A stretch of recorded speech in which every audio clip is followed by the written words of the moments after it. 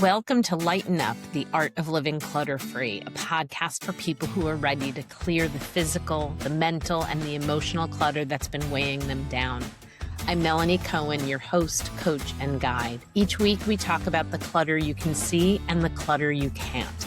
The stuff in your home, the noise in your head, the expectations, habits, and unmade decisions that quietly drain your energy.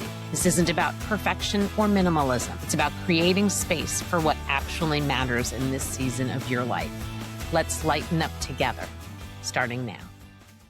Hello and welcome back to another episode of Lighten Up, the Art of Living Clutter-Free, the podcast where we talk about all things clutter. And sometimes that clutter is physical and sometimes it's mental. And today I have a guest. I have Alyssa Utecht, who is a holistic boundaries coach, speaker, and best-selling author who helps women let go of what was never theirs to begin with through a blend of practical tools and intuitive healing. She helps women uncover and heal the emotional baggage that has been weighing them down so they can protect their energy, reclaim their joy, and feel lighter, empowered, and more like themselves. Thank you so much for being here. I am delighted. Thank you for having me. I love that you use emotional baggage in your bio because emotional baggage is clutter, in every sense. But before we dive into that, tell us a little bit about how you got where you are. Why are you doing what you're doing? Oh, man. Well, like a lot of us, I've had life and I've had a journey, and things just kind of got harder and harder and harder, right? Your life is going along, and on the outside, it looks fantastic, right? I went to college. I had an amazing time. I met my husband. We started a family. My life was beautiful and amazing, and I loved it. And, physical things became more burdensome, mental anxiety, stress, worry, and everything just felt hard. And I knew at my core that it wasn't supposed to be that way. I think I knew it even before I knew it. So then what do we do as women? We start problem solving. We start seeking. We start looking. We start searching. We start asking. And so I just started me on this journey of my own healing and growth and professional development, whatever words you want to use. And there was a point when I realized, I am meant to help other women on the same journey, whatever theirs looks like. So that's what got me started into coaching and healing. And every day I use it for myself, and then I serve others with it as well. I love that. I feel like there are so many different ways that women can help themselves. And so often it is by also helping other people. And I think that that's in part how I landed where I am. So I feel, a kinship there. But why boundaries, coach, for lack of a better way of describing what you do? Thank you for asking. I love that question because I had the same question when this popped up in my life. So in my decades of personal healing, and then my years as a coach, I have come to understand that we have a relationship with absolutely everything in our lives. So the people, yes. The food we eat, the sleep we get or don't get, our technology, our devices, our jobs, our careers, our money, and especially this relationship with ourselves. And every single relationship has a boundary. So it's either firm and healthy, or it's got holes like Swiss cheese, or it's somewhere in the middle, but it's where that boundary begins is on the inside. So we can have the words to say to people, you know what? That's not okay. This is not for me. But if our system doesn't feel safe, much like with the clutter or the mental clutter or the emotional, if we don't feel safe, the words and the tips and the tricks are not going to help us. So if we don't feel safe, it's going to be harder to turn down that chocolate chip cookie. If we don't feel safe, it's going to be harder to tell our boss, you know what, I really can't have that on my plate. So boundaries are an inside job. And now that I've become this holistic boundaries coach, I see it everywhere. So, house guests. I had house guests, and I was like, people I love spending time with. And I realized I have terrible house guest boundaries. Didn't even know it, didn't even realize it. I didn't want to say no to what I needed, or because I didn't, I wanted them to have a wonderful experience. So gosh, new stuff pops up every day. So this is kind of how I got into it. I love that. It's interesting because my husband and I are watching a show that takes place in the late 60s, early 70s. And you look at all of the women in the show, except for one who's like, fancy scientist, but the rest of them are stay-at-home moms, housewives. I think housewife was the way they would have described themselves, and how little boundaries there are in that world. And then when more and more women started going to work, and more women started going to work, but still had all the responsibilities for the house and the kids. And now the boundaries that you couldn't figure out how to set in your own home are now making you less capable of setting boundaries in the workplace. I was just fascinated watching it because I was like, I would never have been a good housewife. I never would have been a good stay-at-home mom for other reasons. But I think maybe that is putting up a boundary. It's like, how do I enrich my life? Not just by having children and keeping a clean home and making good food, but actually having something that is mine in the world. Yes, that sense of something that's mine. Absolutely. And I think, especially if we're talking about different times or today, you're right about the stay at home, any person who stays at home. And what comes up a lot of times is that sense of value, right? That sense of worth. And so that itself is a boundary or a relationship. Like, what's my relationship to my sense of worth? I stayed home to raise my kids. Did I feel like I contributed what is it, $1 million a year or I don't know what it is. Is it $2 million over 18 years if you stay home and raise a child and cook and clean and chauffeur and, you're a nurse and you're all the things, like you add it all up and it's a lot, but what's my relationship? So I love that you brought that story up in just this, I would say, short amount of time, hopefully how we've shifted things, and for women and for anyone who wants to either stay home or go out and work and not feel the burden of having to do it all. No, and what's so interesting is that so I worked full time the whole time we were raising our kids, and at one point, my early career, I worked full time, traveled a lot, and my husband has always been a great partner in this. He doesn't babysit our kid, he didn't babysit the kids. He took care of the kids, because that was his role. That was his job. I stopped working for the company that I worked for, where I traveled extensively, and started with a new company and started part-time. And I picked up my then 5-year-old daughter from kindergarten at the very end of the school year. And the moms all wanted to know why I was there in the middle of the day. And I explained that I had left my full-time job and was only working part-time. And these women, I've talked about these women on the podcast before, but these women said, "What a wonderful thing you've done for Jolie," my older daughter. I was like, I didn't do this for her. I did this for me. And I was and they were all chiming in. It was like a song about, like, what a wonderful thing I've done for my child. I'm not a bad mom anymore. And it just reminds me that, moms are not supported, whether they're staying at home or they work, that there's always going to be judgment from someone. And who were they to judge in the first place? Yeah. And then I love that you bring that up because, like with the boundaries, it starts with ourselves, because when we do say yes to ourselves, everyone else benefits. I know sometimes it doesn't feel like it, but when we are able to be fully realized, fully actualized, fully in our joy and doing what we want to do, whether it's part-time, whether it's volunteer, whether it's stay at home on the couch and read a good book that enriches your life, we are benefiting the people around us. So choose ourselves first, and then I promise everyone will benefit. Yeah.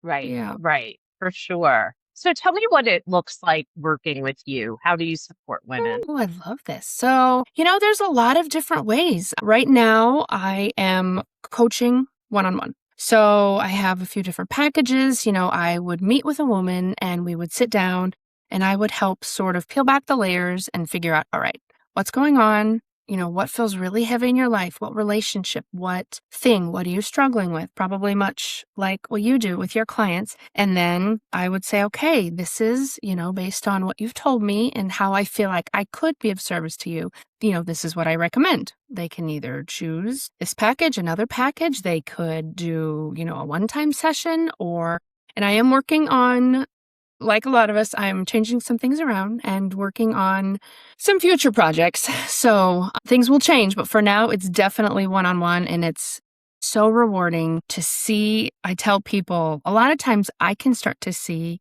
the difference, the transformation in a client within 3 months. And the client can often start to see the transformation within 4, 5 to 6 months.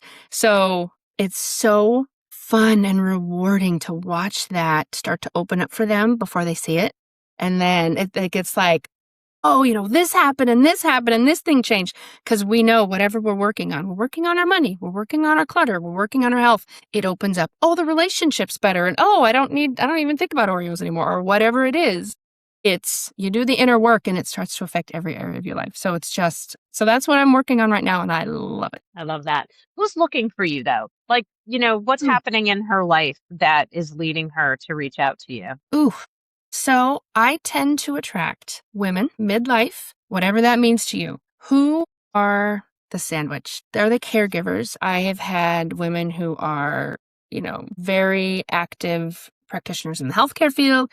I've had women who worked with women who have aging parents and pets, and some have kids, and some have demanding jobs, or are that stay-at-home mom, part-time work, volunteer person, but they are caring and taking care of everyone. And then they look around and they're like, I'm not even on this list, right? So it's not like, oh, I'm putting myself last. You're not even on the list. Like, your name is not even on this giant 3-page list of people and things you need to take care of.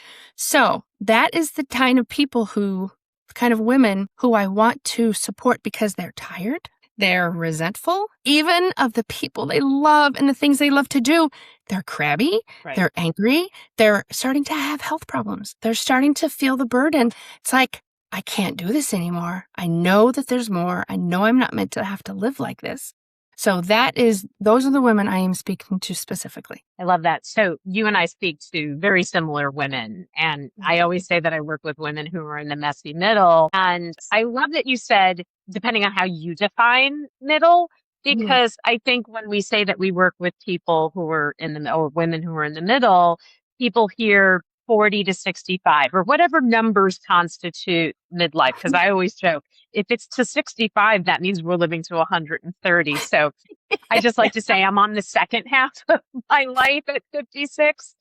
But I really think that middle is defined by the weight that you're carrying. And you nailed it. The weight of aging parents, the weight of kids, whether your kids are young or old, they still need you. And pets. And some of us have aging parents, kids, and pets at the same time. And then you said careers, and some people have pets and kids and aging parents and careers, and they have all these other things on their calendar. And I talk a lot about how your calendar is just one of the many forms of clutter that you have. And because, like you said, everybody is on the calendar, from your church and your temple to your job to the parent-teacher organization to your doctor, the kids' doctors, your parents' doctors, like all of that. And then all of a sudden, of course, you can't breathe because you haven't even given yourself time on the calendar to breathe. I felt the heaviness of that. Absolutely. And time and calendar is one of the relationships that we have and the boundaries. Yes, it feels heavy. Right. That's so funny. I get an email from our dentist that says you're due for a checkup. Well, they don't put the name in there. And I've got all 4 people. I'm like, who are we talking about here, people? Yeah. So it's and it becomes the mental burden, right? It becomes it takes up the space. You need all that space for keeping track of everybody's everything. And oh my gosh, that's what keeps us up at night or wakes us up at 2. We're worrying through everyone else's everything. It just fills up our brain. Right. That's definitely one type of clutter. So you are correct. It's so much. And, I like to talk about how, there are so many different forms of clutter. There is physical clutter and there's the calendar clutter, but there's the social media clutter and the 24-hour news cycle clutter.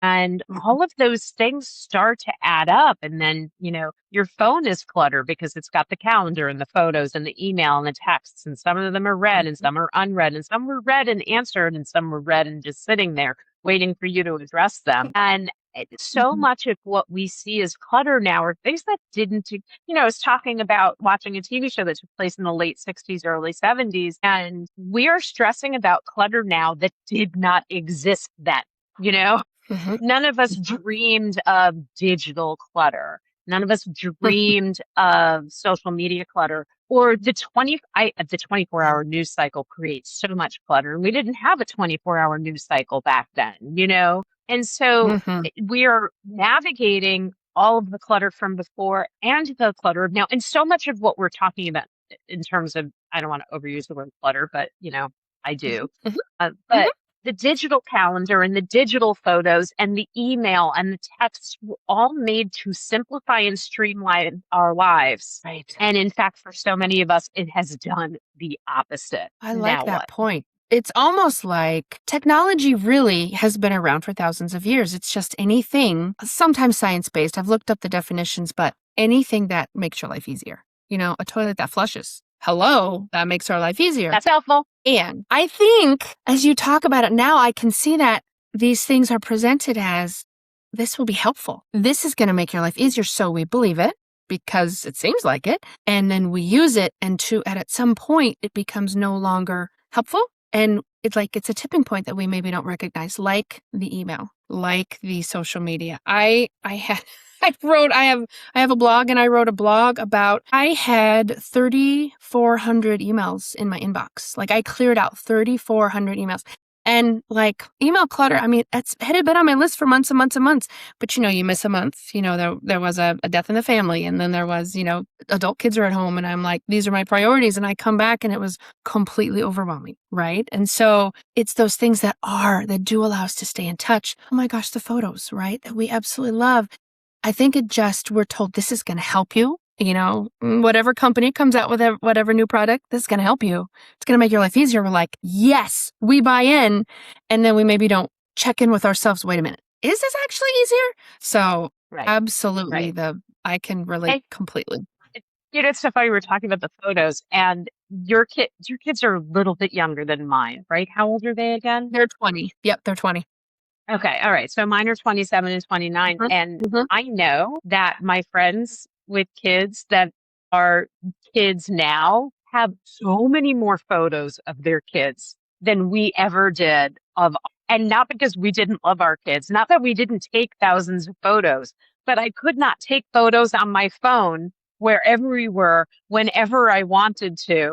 And so it is just, and I already have too many photos that are hard to navigate if you don't get them organized and taken care of and everything. So yeah, I think it's more and more and more, not, less and less and less.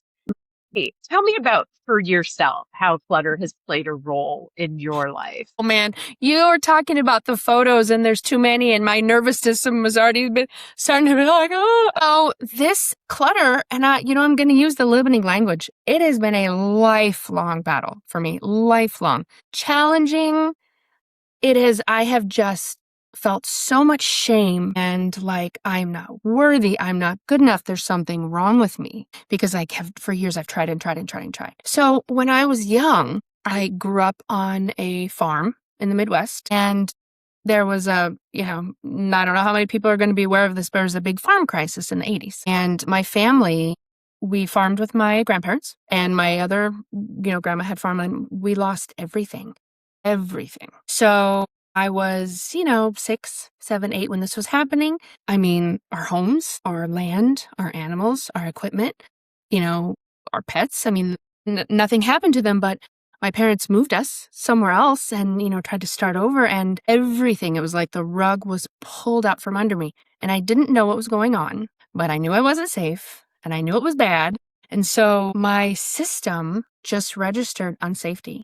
So I feel like looking back now, having done all this work, my fight or flight got turned on and it never got turned off. So I'm sure there were moments in, decades where I might have felt safe or calm, but I honestly don't think I did because I didn't even recognize it. So, anxiety and stress and worry was just a part of, not being able to take a deep breath for like 30 years. I didn't realize. I didn't realize until I started really kind of cracking open the nut, right? And seeing the mess of stuff that's inside. So at that very young age, I didn't realize what it was, but I started to really like hold on to things tightly. So, I felt like everything had been ripped away, but it's like, okay, what can I hold on to that would help me feel safe? And I know now that's what it was. I didn't know it at the time. So I had trouble letting go of broken pencils and books that I'd read and clothes that I didn't wear, or it doesn't matter what it is. And then you move into adult life, right? And then I've got grandparents who lived through the Depression on the farm, and you didn't throw anything away because you literally might need it, and they literally would use it, right? Old wire and all the things. So then came the guilt. So I have my own house and I can make my own choices. But oh my gosh, if I would think about throwing away an expired box of food, I don't even know. I felt they didn't put it on me in their lifetime, but I felt the guilt of the grandmothers, right? Like, my gosh, you can't. They were starving at times and I'm going to throw away food. I can still feel that in my stomach. So, and this is something I'm still working through. So it has been an awareness, number one, of, whoa, this is what happened to me. And now I can understand it. Now I can really start to heal it. And number two, Right. it maybe wasn't just about me and my inability to, sort papers, right? I think as women, we tend to internalize. The first thing we do is blame ourselves. There's, God bless the men out there. They don't go, oh, well, that didn't work out. There must be something wrong with me. They're like, oh, well, that didn't work out. I want more of that. So it has been a lifelong challenge and invitation, and it has opened up a whole new, amazing, beautiful world for me. So it is a gift, and it's something I'm still, the invitation is still there. I love that. You make me think of so many things. One, earlier in the spring, I had an episode with Deborah Neiman, who is a homesteader, raises goats. She has several books and a great blog and website. And she was on the show because she reached out to me because she wanted to talk about the farm clutter that they have. And, when she first reached out to me, I was like, you do know I live in Brooklyn, New York, right? Like the only thing I know about the farm is like, not fairy tales, but like, like singing The Farmer in the Dell or something like that. Like I really, really don't know. And in all fairness, like nothing. My mother-in-law and late stepfather-in-law had a ranch in Hawaii, and it was not a working ranch, but they had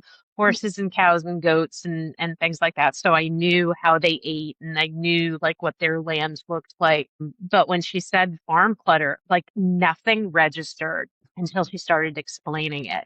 And it was things like you said, like wire, or the things that the bales of hay come wrapped in, and you have to hang on to everything and the whole nine yards. And it made me realize that, I think when people think of clutter, they immediately think of like massive amounts. They're not thinking about little things like there's a pile of paper on my desk that's stressing me out, or that the fridge is overstuffed and things are going bad because they can't find anything. I don't think they think of those things. I think they think of hoarders, and they think of, like high levels of clutter. And so the only thing I could think of were how many times I've watched hoarder shows. And I don't watch them because it gives me enjoyment. I watch them because I feel like it helps me understand. I don't work with hoarders. Well, that's not necessarily true. I work with one, but I work with women who are in the messy middle, which often means no one can see the clutter they have but themselves, right? Which I think was the clutter I had. When I first talk to people about what I'm doing, I never thought your house was cluttered. It's like, well, one, you did a really good job of shoving things into closets and praying that those doors weren't going to pop open. Yes. But I think it's also everyone has a different capacity for stuff. And for some people, stuff is more important than it is to others, or certain kinds of things are more important to them. And so I don't want people to come to me and think that I'm going to ask them to be a minimalist, because I don't want to be a minimalist. I love things and I love patterns and textures and colors. So I want things. The question is, when does something no longer serve me? Like you were talking about clothing, like, is there stuff hanging in my closet that doesn't fit me? I gotta let it go. Doesn't matter whether it's too big or too small. None of this living in the, well, what if I lose weight or what if I gain weight? Wear what you have. Wear what you have that you repeat over and over again because it fits and you love it and all the things. And if I had more space, maybe I would hang on to more things. But the question is like, do you have what you need? Are we constantly replacing things? Like there's so much behind all of that. I think at the end of the day, we have to really be able to sit down and look at our space and say, does this create calm or does this stress me out? Whether I'm in my office or my bedroom or the kitchen or the dining room or living room, and for people who don't live in apartments, garages and basements and yards and sheds and stuff like that. And if it's creating stress, then it's time to let some of it go. It's about doing it all at once. Decluttering is not about huge overhauls. It's about creating momentum, whether you do 5 minutes here and 5 minutes there, or a half hour here and a half hour there, whether you do it by yourself or you bring someone in, or I love to talk about my live decluttering sessions. We do it together, but we do it on Zoom. Right. So there's support and camaraderie and community, but it's not a 8-hour event. It's a 1 hour thing, And so I want people to be able to ask themselves why they have what they have, like, why do I have this coaster? It just grabs what was closest to me. That made sense because it wasn't my water bottle. Like, why do I have this coaster? Well, I have it because I have a desk that I don't want water damage. So I need a coaster. Why a sugar skull? Well, if you see, I collect sugar skulls. And so, but I don't have a stack of 12 in here. And I don't have a coaster that's not actually, I take that back. There are 2 coasters here. There's also this one. For those of you who are not watching, who are listening and not watching, I'm holding up a coaster that's from Salem, Massachusetts, and it has a black cat on it. And my dear friend Rosie brought it back for me after a trip to New England. I have 2 black cats. Do I need 2 coasters? Well, sometimes I have a hot drink and a cold drink at the same time. Now, if there were a stack of 12, then we would say that's kind of excessive. Melanie, maybe you should address this issue that you have with coasters. At the end of the day, they're not taking away from my productivity. They're not distracting me from the stuff that I need to get done. They're not taking up space that I need for other things. And I want for us to be able to ask those questions of ourselves in a meaningful way. If I had told you, I'm hanging on to this cat coaster because it had belonged to my great grandmother, and my great grandmother, would never have wanted me to let it go, even though I'm afraid of cats and I'm especially afraid of black cats. And I don't like Salem, Massachusetts because I'm afraid of witches and ghosts and goblins and all the things. Then I would have to ask myself, now, everything I just said is wrong. I love black cats. I am not afraid of them. I think Salem, Massachusetts is like one of the coolest places in the world. Wow. To be able to ask a meaningful question of yourself as to why or why not you're hanging on to something. And if you can ask it in a way that's meaningful and helps you let go of things that aren't serving you, that's great. But not to feel like you have to do it and that you have to do it all at once, because that's clutter in of itself. Exactly. I love that. I have heard you say this before, and it really stuck with me. You talked about everyone has a different capacity. And I thought, oh my gosh, yes. And even I notice in my house, every room is a different capacity. You're talking about your internal questions. I love our office to be full of books on the bookshelves and all the travel mementos and all the things. And I have another story. We remodeled our living room. And so we did the floor. So everything had to go out. And I knew there was some stuff that I didn't want back in. I'm like, we are not bringing this stuff back in until, we've addressed it or gone through it or looked at it, whatever. Right. So I found that for a while I would walk into the living room and I would be bracing myself. And then I'd be like, so it was like this muscle memory of contraction, because there were things in there that for whatever reason didn't feel good, didn't serve me, I didn't need. And it was really my body that was telling me, right? Our minds are part of the clutter. So it can go back to, for me, it goes back to the system. Do I feel, like you said, do I feel calm? Do I feel safe? Do I feel a heavy responsibility of my grandmother's, or my husband's grandmother's gravy boat or whatever the thing is? Because we live in his grandparents' house. So It's what is my body telling me? Like when my shoulders are tight, when I walked into that room, I was like, oh my goodness gracious, I got to make some changes, right? I got to change my ways, but without the pressure. So I love that you talk about capacity because everybody's capacity is different, right? And we need to listen to ourselves and what we need and what's serving us, and then practice letting go of what doesn't. Right. And so I want to go back a little bit to that idea of collecting and hanging on to things as a result of loss, because it is more common than people think. Whether it's being the victim of a fire or a bankruptcy. My parents lost my childhood home, and so I see collecting in both of them, and I think hanging on to things is because there's the fear that it could always happen again. My things can be taken away from me. Of course, I have to hold on to them.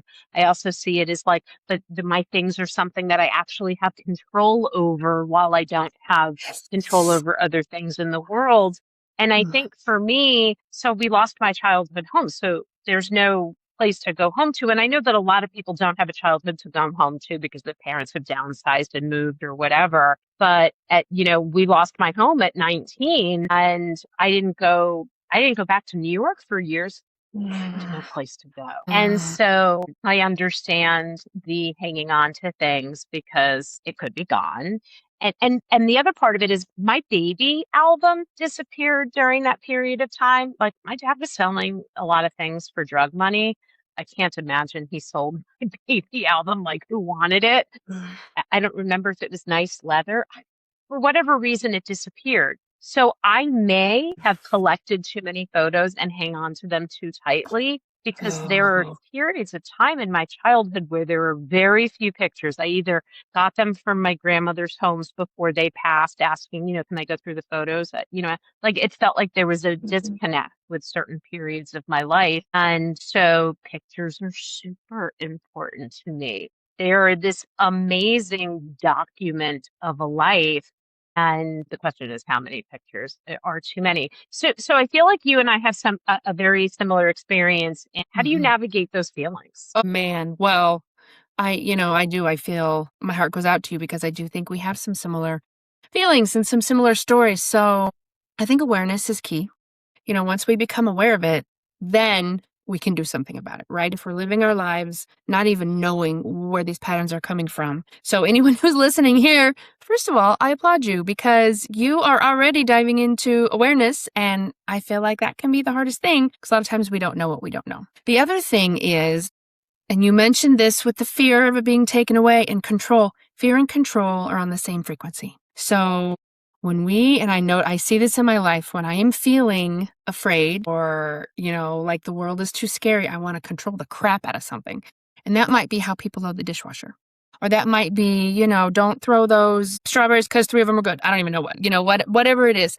So again, the awareness of, okay, I am feeling an uncomfortable feeling. What was I just trying to do to avoid it? And that might be, and this is like the other end of the clutter. It might be the shopping. It might be the one more Netflix, just hit next episode without, or just let it run, or, scrolling, or, food. Oh my goodness. So the awareness, the pause, and then from that pause, usually actually I've just started taking 3 breaths that are just a little deeper and a little longer than normal. So you pause and you breathe, and then you're like, and then you get to choose. So here's the thing. You can still choose to watch that next Bridgerton episode, right? You can finish that whole season out in a night. You get to choose. If it's from a place of empowerment rather than avoiding, if that makes sense. So you have paused and you've noticed and you've breathed and you're more centered, then those decisions will be more likely more beneficial to you. Even if it is eat the cookie or, whatever it is. If we're choosing from a place of fear, it's never going to be fully the right decision. So I just work on my awareness and I have tools, and, a lot of us do, to help my system feel safe, whether it's breathing, whether it's tapping, whether it's meditation, whatever it is, helping me feel safe. So when I do make a choice, it's from that grounded place, and that will serve me better. Right, right. I love that. I love that. It is, you had said shopping and I think of that like the acquisition of things. Yes. And the reality is the acquisition of things doesn't necessarily mean money spent. I think of like my Buy Nothing group. For those people who don't know Buy Nothing, there are Facebook communities. It's typically in your neighborhood, or I live in New York City, so the neighborhoods are so dense. It's like what side of the neighborhood? But people post pictures of things that they're ready to let go of. Either they don't feel like taking it to the thrift shop, or in reality, we just want to see it stay in the community. But people can also make requests. My blender just broke. Does anybody have a blender they're not using anymore? Or here are size 3T boys' clothes. My kids are all sized out of them. Does anybody need them? Anyway, so you get things like that. There are people in the group who are so grateful. They're like, oh my God, I've been looking for that forever. Please, I would be happy to take it from you. Or someone may post something and say, you know what? I have one of those. I haven't really been using it. I would be so happy if you took it. And then there are the names that you see come up over and over and over again. And in some cases, it may be that they're taking them and selling them, even though they shouldn't be. This is supposed to be a, buy-in for the community, program, or I'm not coming up with the right word. But I also think if something's free, it's so easy to take it into your home and keep it there, whether you need it or not, because it was free. And yeah, there's a couple people in my Buy Nothing group that I wonder what their homes look like, because they have answered everything. Me first, me first. So I think there's a lot to be said for not even bringing something into your space if it's not a hell yeah. If it's not a hell yeah, don't get it. And maybe that's not fair because, when you're starting out, you need a dining room table and chairs. You'll take It whatever. might not be a hell yeah, and maybe it's free. Yeah. And you upgrade later, or you bring it in and you restore it, and then it's a hell yeah. I just think we bring so many things into our lives, whether it's people or things that don't necessarily serve us well, but we also don't know how to let them go. And that's, so there's two sides of that coin. I love that story because it's, you can feel the fear and the lack mentality with no judgment in people who are like, oh, I need because I don't have enough. I'm not safe. And I years ago read an article that talked about, it was clutter and letting go of things. And they hooked people up to whatever, sensors they hook people up to, brain sensors. And they gave different people an item. And then they had them keep it for a different amount of time, 10 minutes, 1 hour, 2 or 3 hours. I can't even remember.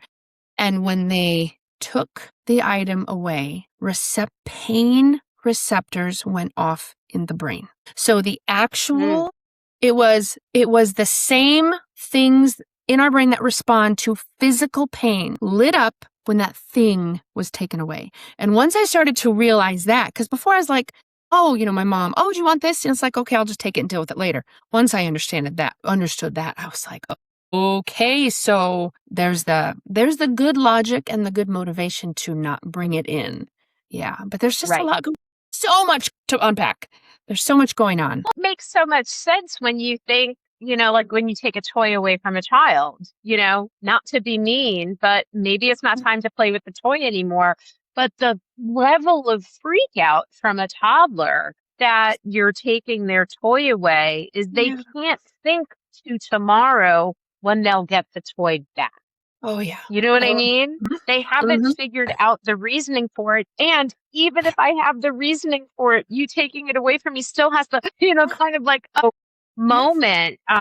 But I'm supposed to be a grown up, which means that I should be capable of realizing, like you were talking about Netflix. Like, do I have to watch the next episode? Because that episode's going to be there tomorrow, right? Or like, do I need to finish all of the food on my plate? I could eat it tomorrow. But in the moment, it's hard to make those decisions. If you don't eat it all and you put it in the fridge and you discover it tomorrow, it's like, woo! And also I get to watch the next episode of Bridgerton as opposed to, oh no, there are no episodes left this season. How long is it until they drop the next season? I do know. Like that. I do know. Yep. You did make me realize that I still have 2 episodes from the most recent Yeah, I haven't finished them So yet. good. I'm waiting for the next time my husband's not home and that I watch something that he's not as interested in, I know. right? Yep. Yes, I do know. Yeah, it takes I practice. And love it. again, it starts with the It awareness, right? And it then just does. practice and grace and compassion because we're wired. This is Right. wiring, and it just takes a little while to untangle it Right. and Right. give yourself love. You're doing the best you can. That's all we can ask for. So Mhm. so what's something you would want the world to know that we may not have touched on? Well, really, it's kind of comes down to two things. Number one, you can do it. You can do it. I 100% believe in you. And the second thing that ties in is you're not alone. Whether it's Melanie or me or someone else, a friend, a parent, a child, a neighbor, a stranger on the, free app, the Facebook marketplace, whatever it is, you are not alone. Find someone who can either support you in zero judgment or who's in the same place and can resonate and relate or whatever it is. Find someone who you connect with who can give you the emotional support because there's a lot to unpack here. And so give yourself the chance to lighten up your life because it feels so, so amazing. And then that keeps you going. So you can do it. I believe in you I love that. and you're not alone. I love that. I love that. So all of your information is going to be in the show notes. But if I said, hey, people, if you're looking for someone to help you with your boundaries Mm, and all the things, I just mhm. use that as I don't Yep. think I've talked about boundaries so much in at least in the recent past with the podcast. How can people find you? So I am about to undergo a rebranding. So my website will be discombobulated here pretty soon. So you can go there, www.alyssautecht.com. You can click on blogs and start reading the blogs just to get a feel for me and my vibe. And I love writing them and I hope you love reading them. Otherwise, feel free to find me on LinkedIn is kind of the place where I get the most like I'm tuned in the most. I'm not sure why, but you can go to any of my social links. You can follow me on Substack. Just reach out and say, "Hey, Alyssa, I have a question," or "I would love to just have a chat." Oh my gosh, I would love to sit down and connect with you and hear what's going on and just talk about it, right? And see if there's any way I can support you, even if it's just let me hold the space for you for 20 minutes while you tell me how hard it is, because that is one of the reasons that I am here is just to be here holding a safe space, much like Melanie. So reach out. I would love to hear from you. I love hearing that. You do. You are the kind of person who holds space for people and makes them Nice. comfortable and all the things. So I am so happy you were here today and that we got to do this, my friend. Thank you so, so much. Oh, and can I mention one more thing? I do Of have a free course. gift. There's a link. Now, here's the thing about the gift. It's got tools to help calm your nervous system. These are the things that I go to right before I have to go through a closet and get rid of old towels. And I'm like, but what if I need them, right? It's like, how many rags do I need? How many? So pick any one of those tools. Just get yourself feeling a little safer and then go through your pencils, whatever it is. But please feel free to grab that. And so thank you so, so much for having me. I love the work you're doing because it really helps us all feel lighter. And that's kind of the whole purpose, right? So thank you for having me. It's been a joy. Yeah. Right back at you. Right back at you. Thank you for listening to Lighten Up the Art of Living Clutter-Free. If this episode resonated, please subscribe, leave a review, and share it with someone who could use just a little bit of lightness. If you're ready for deeper support, you can work with me one-on-one or join my Lighten Up Clutter-Free Mindset Group program. You can find all the details at my website, thoughtfullycoaching.com. Thank you for listening to Lighten Up the Art of Living Clutter-Free. If this episode resonated, please subscribe, leave a review, and share it with someone who could use just a little bit of lightness. If you're ready for deeper support, you can work with me one-on-one or join my Lighten Up Clutter-Free Mindset Group program. You can find all the details at my website, thoughtfullycoaching.com. Until next time, progress over perfection. Messy action is better than no action at all. So let's lighten up.